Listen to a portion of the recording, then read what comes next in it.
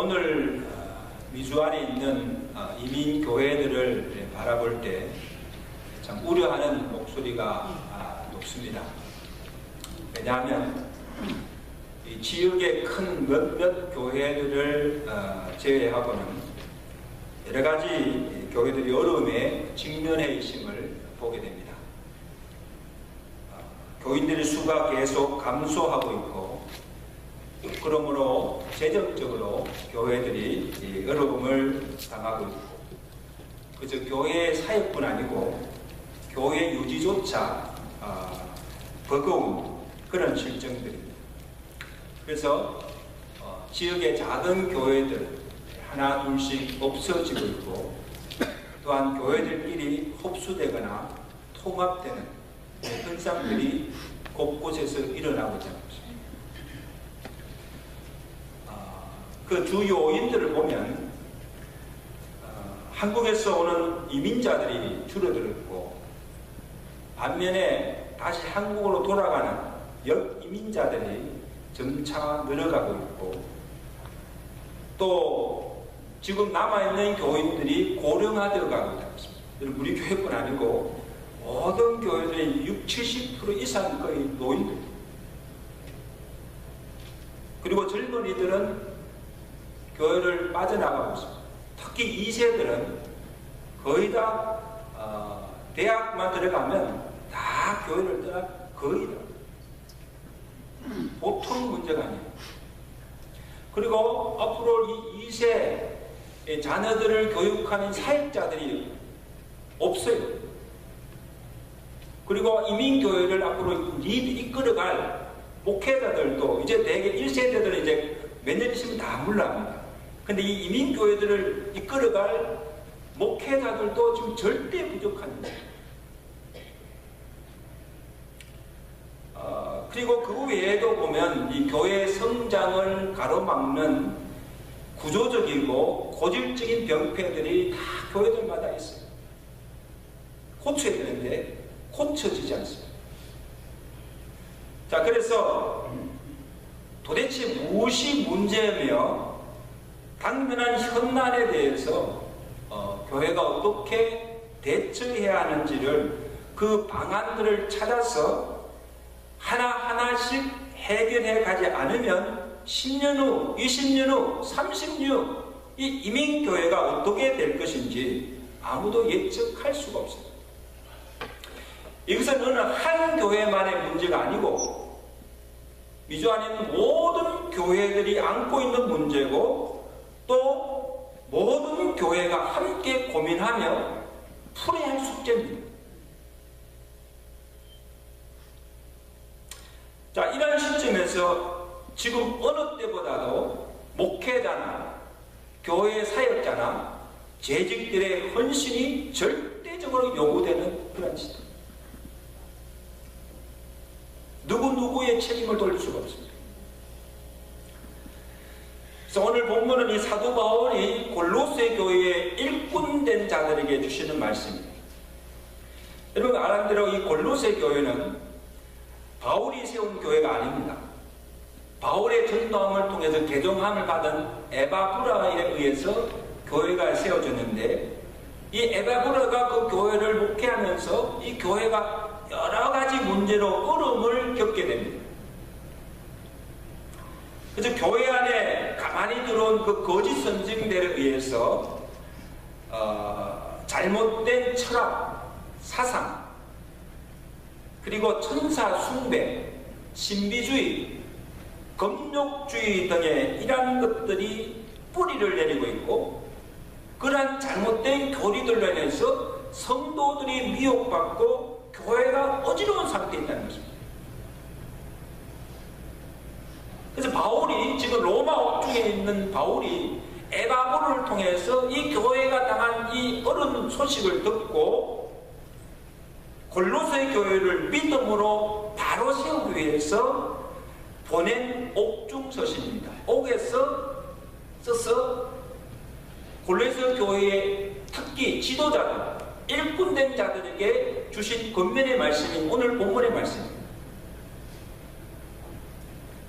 어려움에 처한 그 교회를 위해서 세움을 받은 교회의 지도자들, 교회의 일꾼된 자들이 어떻게 그 사명을 감당해야 되며, 교회가 무엇을 해야 되며, 또 사역자들이 지금 가장 필요한 것이 무엇인가를 말씀을 통해서 건면하고 있습니다.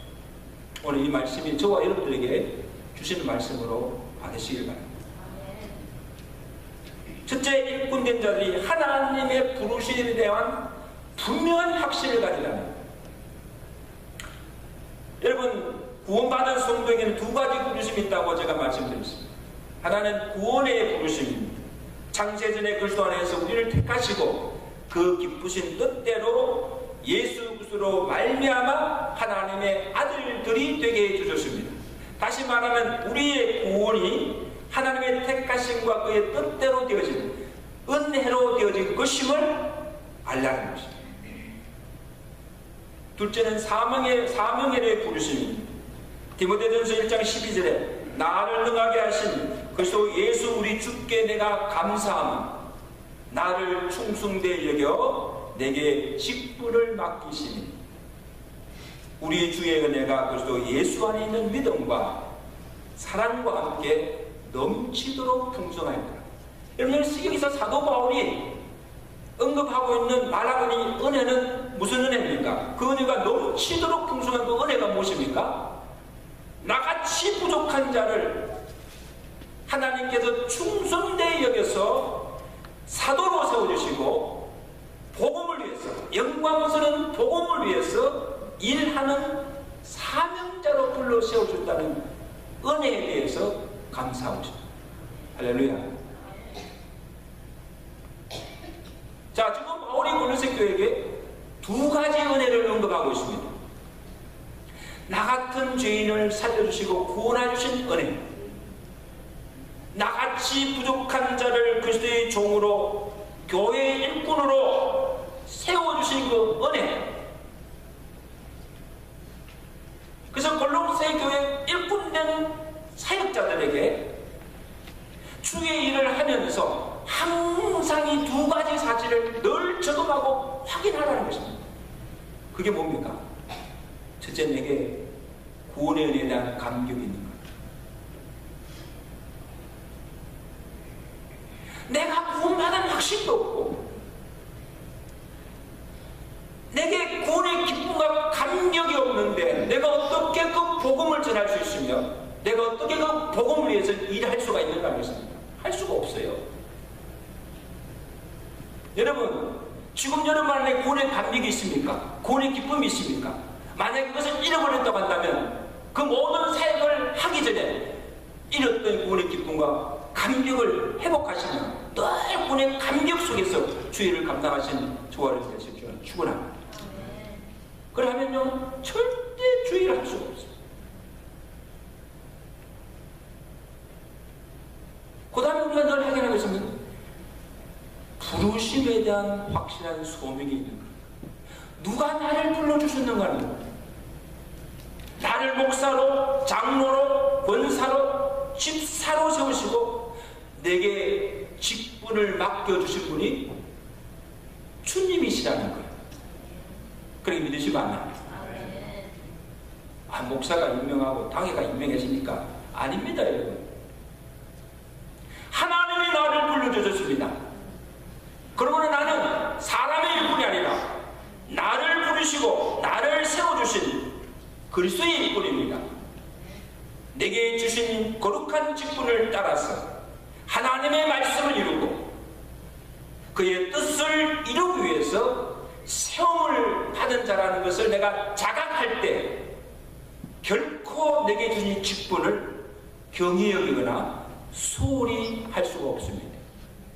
나를 부르시고 나를 일꾼 삼아주신 주를 위해서, 주의 몸된 교회에서 충성하게 되는 것입니다.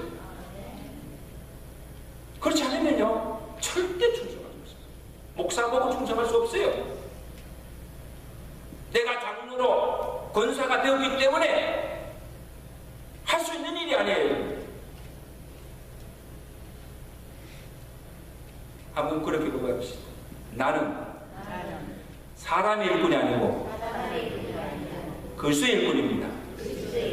나는 복음을 위해서 일하는 사명자입니다. 믿습니까? 이 분명한 소명을 가지고 일하는.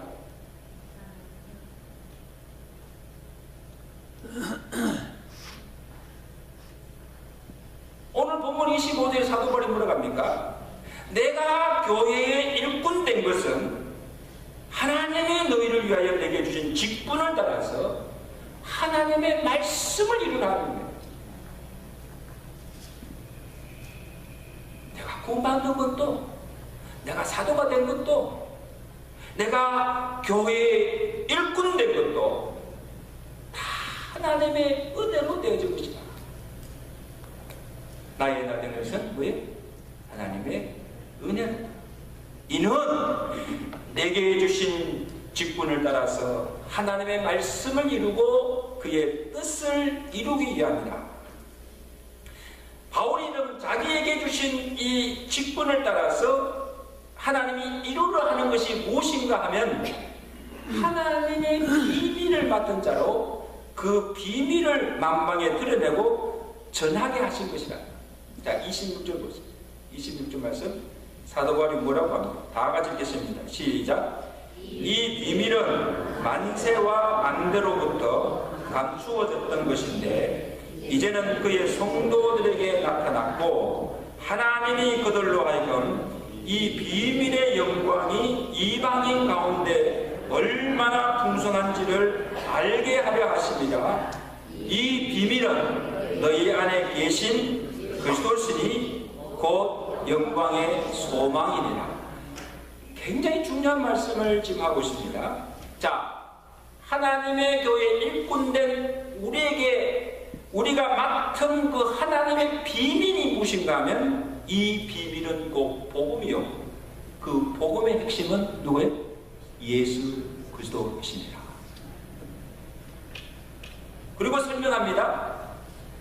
하나님이 그의 아들 예수 그리스도로 십자가를 통하여서 이루어 놓으신 그 구원, 예수 그리스도 안에 있는 생명, 부활, 감추었던 천국의 영광을 우리에게 열어 보여주시고 그 다음에 그 영광의 복음을 전파하여 그 복음을 위해서 일하도록 복음의 일꾼으로 세워주셨다는 사실.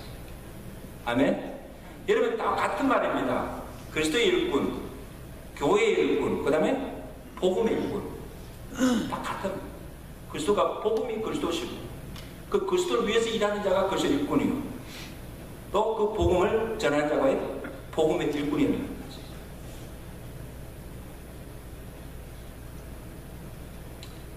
에베소서 3장 6절의 사도 바울이 보면 이는 이방인들이 복음으로 말미암아 그리스도 예수 안에서 함께 상속자가 되고 함께 지체가 되고 함께 약속의 참여한 자가 됩니다.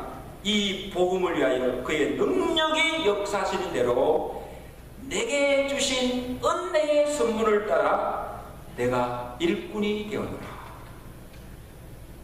할렐루야.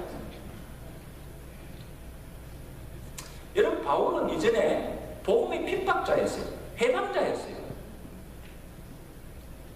십자가 원수노를 하는 자였어요.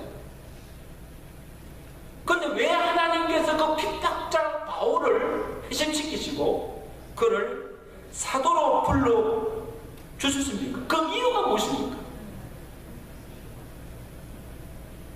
이방인의 사도로 부르십니다.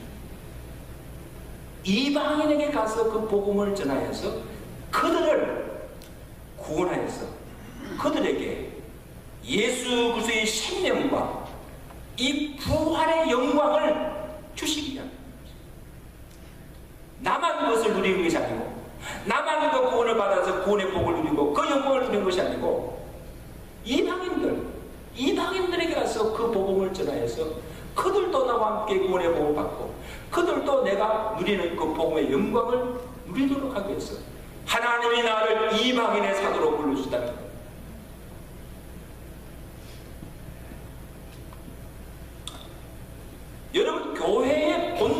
사명이 무엇입니까? 교회의 본질적인 사명은 복음 전파와 영혼 구원의 있습니다. 그것을 위해서 교회가 존재하는 거예요. 복음을 듣지 못하고 복음을 알지 못하는 자들에 가서 이 복음을 들고 가서 그들에게 복음을 전하여서 그 이런 영혼을 찾아 구원하여서 그로 천국에 들어가게 하는 것, 이게 교회의 사명이에요. 그것을 감당하기 위해 하도록 여러분을 먼저 구원해 주시고 여러분들이 복음의 일꾼들을 세워주시고 이 교회를 섬기도록 하신 줄로 믿습니다. 근데 참으로 안타까운 사실은 오늘날 교회에서 더 이상 이 복음이 전거되지 않다는 것입니다. 설상 복음이 전한다고 해도 그 복음이 세속적으로 변질되었다는 것입니다. 복음이 순수하지 못한다. 그리고 교회에 나오는 많은 성도들 가운데 보면 오래 교회 다니고 예수를 믿는데도 보면 그에게 복음이 무엇인지를 제대로 알지 못하고 있다는 거예요. 복음이 뭐야? 그리고 그 복음의 능력이 어떠함을 체험하지도 못하고 복음의 영광도 누리지 못하고 있는 성도들이 의외로 많다는 거죠. 여러분 실제로 여러분 삶 속에서 이 복음의 영광, 복음의 능력을 늘 맛보고 체험하고 살고 있습니까? 그리고 더 안타까운 사실은요, 이제는 한국교회뿐 아니고 이 이민교회들이 복음을 전하지 않아요. 나가서 전도하지 않습니다. 그러니까 교회가 전도하지 않으니까 이 교회 안에 새 신자리 들어오는 일가 거의 없다. 왔다 하면 이미 교회 예수 믿는 사람들, 이웃교회 나가는 성도들이 그냥 왔다 갔다 하는 것이지, 그러다 교회가 올라갔다 내려갔다 하는 것이, 실제로 전혀 믿지 않는 자들이 우리가 전한 복음을 듣고 그가 정말 믿음으로 교회에 나오는 자들이 없다는 거예요. 갈수록 줄어든다는 거예요. 보통 문제가 아니죠. 교회의 본질적인 사명을 제대로 감당하고 있지 않다는 사실.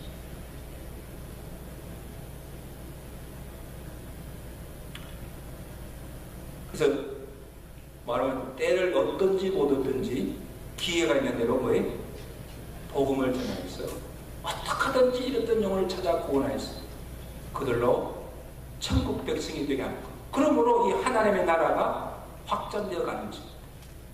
누구를 통하여서?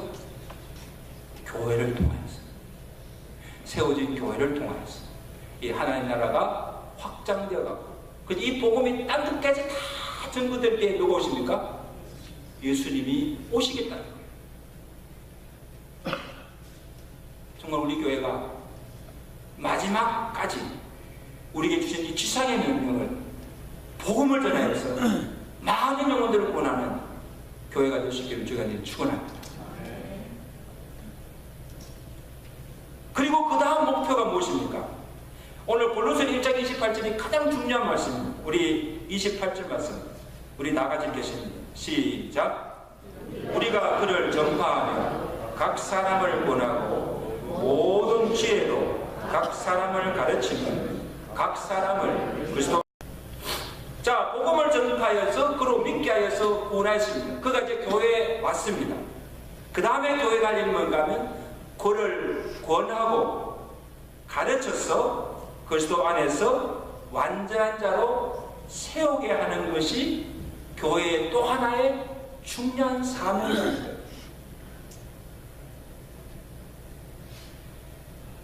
여기 바울이 반복하여 강조하는 것이 뭔가 하면 오늘 이 한 구절 속에서 반복적으로 강조하는 말이 뭐냐면 각 사람입니다. 따라서 각 사람.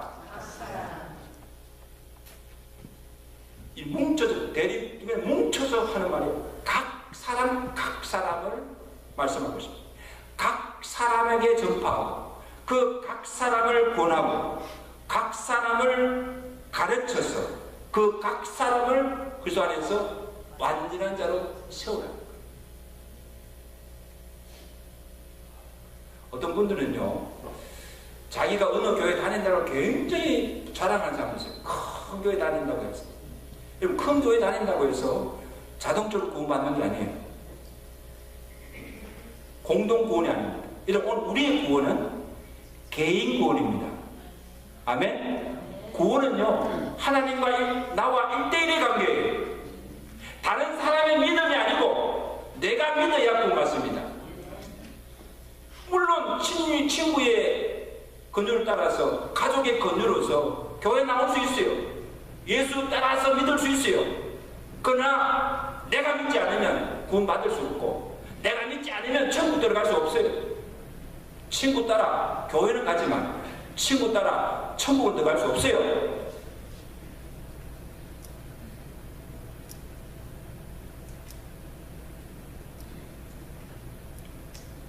예수님께서도요,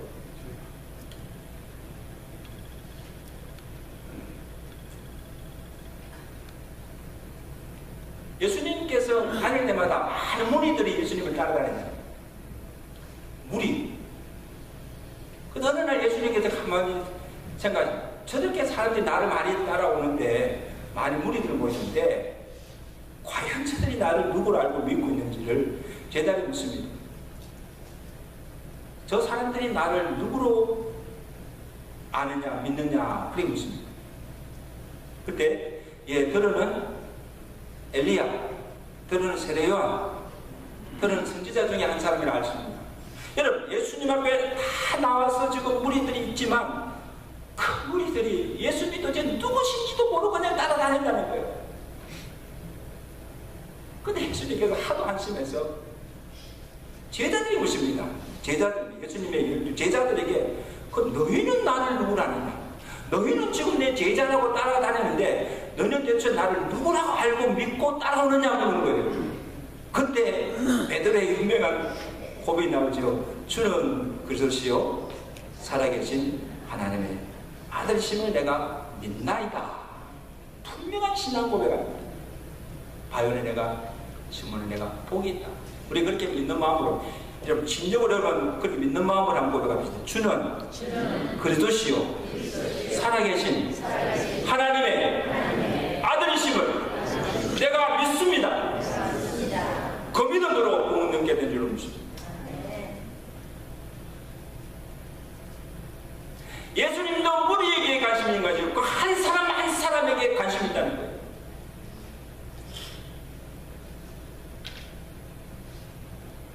여러분, 오늘 교회에 얼마나 수가 많이 모이는가 중요하지 않습니까? 그 교회에 속한 성도 한 사람 한 사람이 과연 복음을 제대로 알고 있으며 내가 구원에 대한 확신이 있느냐 하는 것입니다.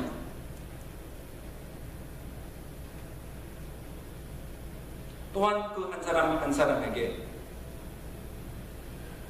말씀을 잘 가르치고 양육하고 훈련하여서 그리스도의 온전한 사람으로 길러내고 있는가 하는 것입니다.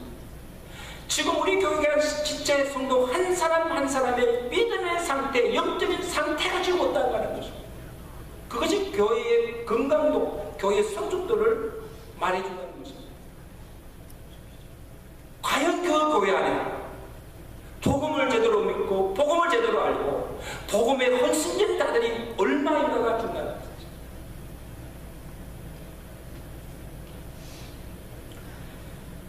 여러분, 참 잘 믿는 성도들이, 참 열심히 신앙을 향한 성도들이 거짓 교원의 이단에 빠지는 이유도 보면 구원에 대한 확신이 없어요. 그리고 이 하나님의 말씀에 대한 지식이 없어요. 뭐 아는 것이 없어요. 그렇게 오래 믿었는데 성경도 제대로 몰라. 무엇이 옳은 것인지, 무엇이 그런 것인지, 무엇이 진리인지, 무엇이 지혜 비진리인지도 구분하지 못해. 너무 몰라. 그리고 제대로 말씀의 체계적인 가르침과 양육을 받지 못했기 때문에 믿음이 흔들리는 거예요. 누가 이 소리 하면 거기 빠지고, 저 소리 하면 거기 또 빠지고. 우리가 다 미혹에 넘어가고 미혹에 다 믿음의 자리에 다 이게 보통 문제가 아니에요.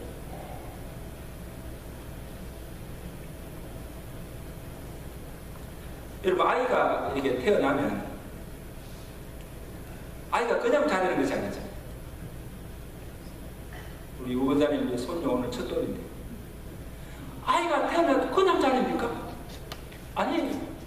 젖을 먹이고 그 다음에 정성과 사랑으로, 부모의 정성과 사랑으로 돌보며 양육하고 또 때가 되면 학교 보내서 좋은 교육도 받게 해서 훌륭한 사회인으로, 성인으로 성장하는 것입니다. 아멘? 여러분, 신앙의 원리도 똑같습니다.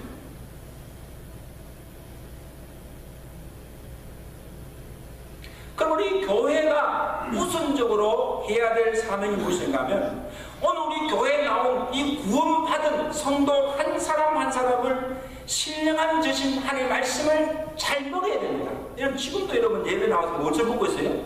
밥을 먹고 있는 것이 아니고 신령한 양식, 말씀을 지금 받아 먹고 있는 거예요. 아멘. 여러분, 이 말씀을 잘 받아 먹어야 돼요. 그 말씀이 내게 양식이 되어야 돼요. 내 영혼을 살리는 말씀이 되어야 돼요. 목사는 어떡하든지 간에 시간마다 예배 때마다 이 말씀을 잘 준비해서 요리를 잘해서 그 말씀에 은혜 받도록, 그 말씀을 섭취하도록 해야 될 책임이 있습니다. 여러분, 교회 나와서 말씀에 은혜 받지 못하면 내 영혼이 죽어요.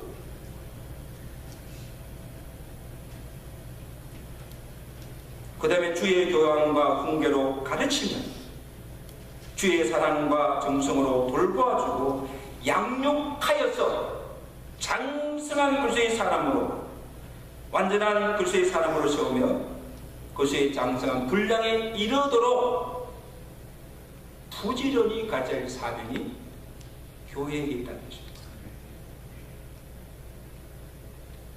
에베소서 4장 13절 14절에 우리가 다 하나님의 아들을 믿는 것과 아는 일에 하나가 되어 온전한 사람을 이루어 그리스도의 장성한 분량에까지 이르리니, 그렇게 되면 이는 우리가 이제부터 어린아이가 되지 아니하고 자랐다는 것이죠. 뭐가 자랐답니까? 신앙이 자랐다는 것이죠. 어린아이 수준에서 이제는 장성한 믿음의 사람이 되었으니 사람의 속임수와 간산육에 빠져 온갖 교훈과 풍조에 밀려 요동하지 않게 하려 합니다. 그렇게 되면 절대로 믿음에 흔들림이 없다는 것, 요동함이 없다는 것입니다. 왜? 믿음에 굳게 서 있기 때문에. 할렐루야.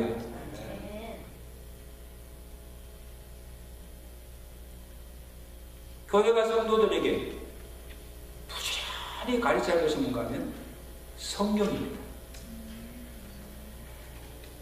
세상의 지식이나 인간적인 경험이나 윤리나 도덕을 가르치는 곳이 아닙니다. 도덕을 강연하는 곳이 아닙니다. 이곳에서는 온전히 보면 진리 하나님의 말씀만이 증거되어야 될 줄로 믿습니다. 성도들에게 하나님의 말씀인 성경을 옳게 분별하여서 잘 가르쳐야 합니다. 믿음은 들으면서 나며, 들으면 뭐예요? 그것의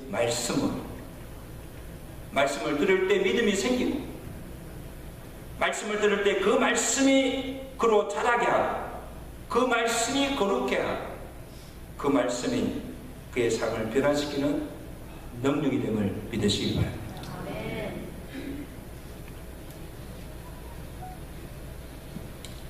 근데 여러분, 이 사도 바울이 또 한 가지, 말씀도 중요하고 말씀도 잘 가르쳐야 하지만 그보다 더 중요한 것은 성령의 역사입니다. 세상에는 내가 배운 지식이나 경험으로 뭔가를 이룰 수가 있습니다. 그러나 교회의 일, 하나님의 일은 결코 세상의 지혜나 지식이나 경험으로 자신의 생각이나 논리로 하는 것이 아니라는 사실이에요.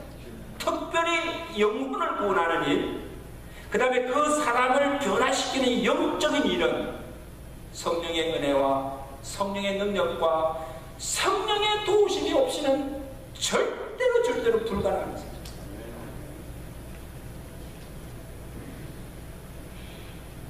이런 바울이요, 얼마나 똑똑하지 않습니까? 얼마나 세상적으로 경험이 많은 자였습니까? 박식한 자였습니까? 근데 사도 바울은요, 자기 지식, 자기 경험을 믿지 않았습니다.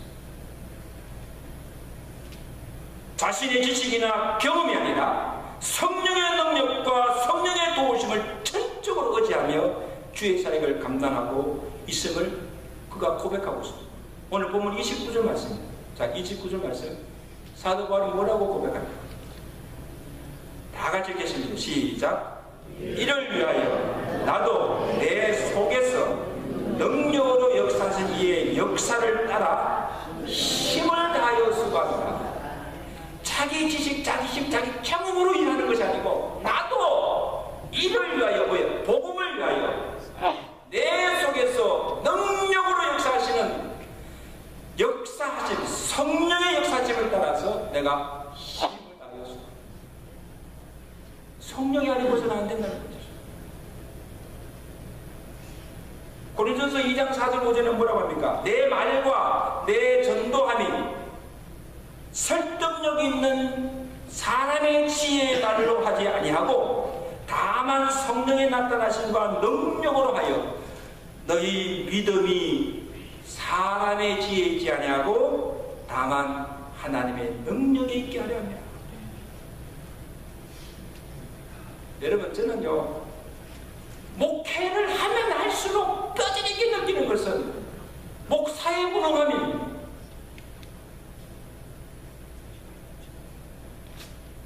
아무리 말씀을 많이 가르치고 많은 설교를 하고 제자 훈련을 하여도 사람이 잘 변화되지 않는다는 사실. 어느 정도 예수를 믿었으면, 그만큼 교회를 다니고 그만큼 오래 믿었으면, 그만큼 많은 설교를 들었으면 이제 장로가 되고 권사가 되고 집사가 되고 직분을 받았다면 이제는 좀 믿음도 잘하고 이제는 좀 성질도 바뀌고 이제는 좀 달라져야 하는데 전부 달라지는 것을 보면서 목사로서 좌절감을, 내가 정말 무능하구나, 무력함을 느낄 때가 얼마나 많죠.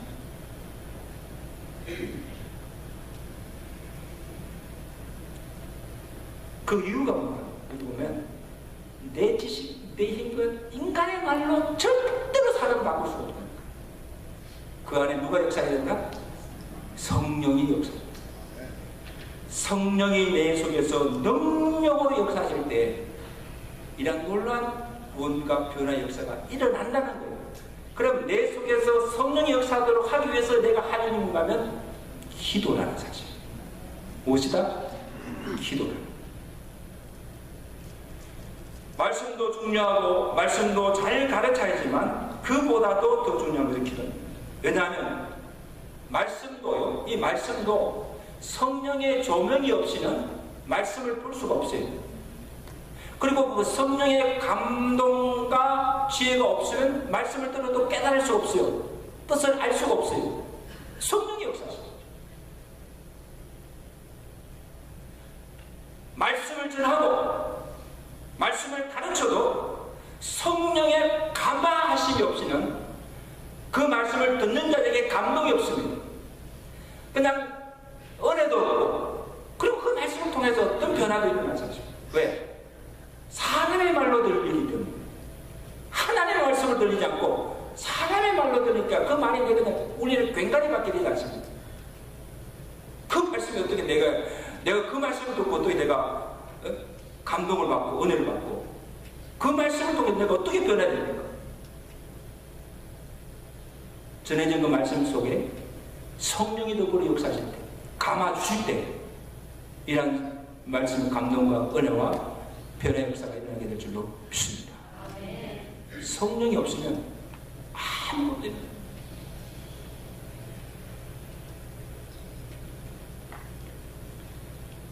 여러분, 초대교회의 부흥을 보십시오. 성령 충만한 베드로가 유대인들 앞에서 말씀을 전가하실 때 어떤 역사가 일어났습니까? 사도행전 2장 34절 보면 그들이 이 말을 듣고 베드로의 설교를 듣고 마음에 찔려 베드로와 다른 사도에게 물었는데 형제들아 우리가 어찌할꼬 가슴을 치며 통회할 때 너희가 회개하여 각각 예수 그리스도의 이름으로 세례를 받고 죄의 사함을 받아. 그날에 베드로의 설교를 듣고 3,000명이 해가고 죽게 돌아오는 구원 역사가 일어나게 될 줄로 믿습니다. 여러분, 놀라운 역사예요. 놀라운 역사. 그날에 베드로의 설교를 들은 자들 누군가면 예수를 십자가에 못 박아 죽였던 완악한 유대인들이었습니다. 그들이 어떻게 이 무능한 베드로의 설교를 듣고 통회하며 가슴을 치며 회개하고 죽게로 돌아왔습니다. 베드로가 설교를 잘했어가 아니에요. 베드로가 은근히 좋아서 설교를 잘했어가 아니고 말씀을 전하는 베드로가 성령 충만하고 말씀을 전할 때 그 말씀에 성령의 능력이 강하게 역사하심으로 그 강팍한 심령들이 깨어지고 회개하고 죽게 돌아온 역사가 일어날 줄로 믿습니다. 여러분, 장전이 하나님 말씀을 전하는 저에게 굉장히 도전을 주는 말씀이에요. 말씀을 잘 전하는 것이 중요한 것이 아니고 말씀을 전하는 종이 먼저 성령으로 충만하고 그 말씀이 선포될 때 성령이 강력하게 역사하실 때 성령의 역사로 말미암아 그 말씀을 듣는 신령들에게 은혜가 되고 그 말씀을 통해서 변화의 역사가 일어나게 될 줄로 믿습니다.